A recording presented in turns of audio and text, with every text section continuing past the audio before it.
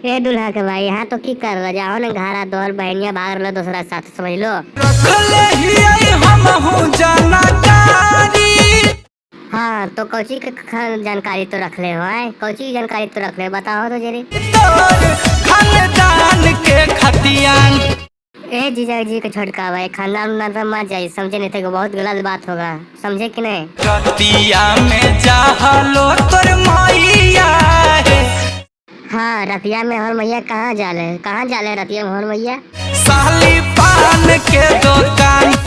देखिए जीजा के छोटका भाई हम मेरे मम्मी पर गलत इंजाम नहीं लगाई समझे। सुनो ही हम हूँ तो। हाँ कौची सुनो हलो तो कौची सुनो हलो तो। तोरे बहिनिया है। हाँ हमारे बहनिया के बारे में तो कौची सुनो हलो रोज है कौची सुनो हलो हमारे बहनिया के बारे में तो उल्टा पुल्टा नहीं बोलो। रोजे करो बाबा। अरे बवाल क्लास की हुई थी की बोले तो चावा पहले नहीं पता वो तो बोले की चावा हमारे बहनिया के बारे में। सूत जा है सब तब बहिनिया तो। अच्छा सब रतिया सूत जाए तो हमारे बहनिया की करो है सब सुतो तो की करो हमारे बहनिया।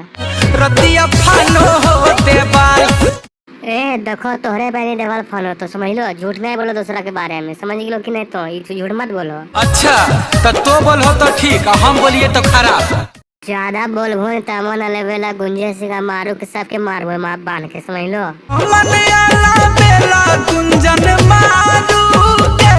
हाँ मन अलबेला गुंजे सिंह मारू के मारबे तो की करबो बताओ तो जरी। साली कर भोजती तंग।